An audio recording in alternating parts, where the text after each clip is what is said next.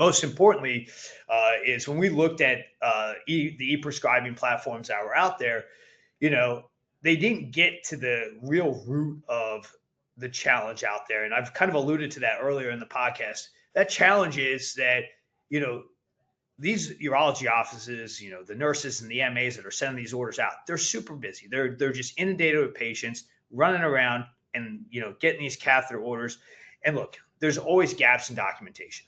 Even the best of the best has, a lapse in documentation. So they want to prescribe a Q-day catheter, and they inadvertently forget to, have the justification in the chart note where the patient can't pass a straight tip catheter, or they have a closed system and they want to prescribe a closed system.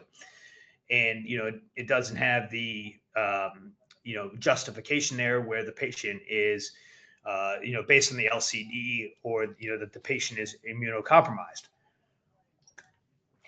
And what this does is they send that order out, but the supplier can't process that order. They can ship the patient the product, but they can't process and bill for that order until that documentation is updated.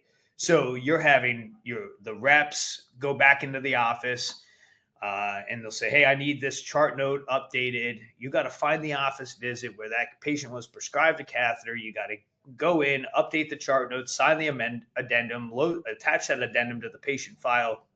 So everything is, straightened up on your end as well on our end. And it's just a huge burden and back and forth.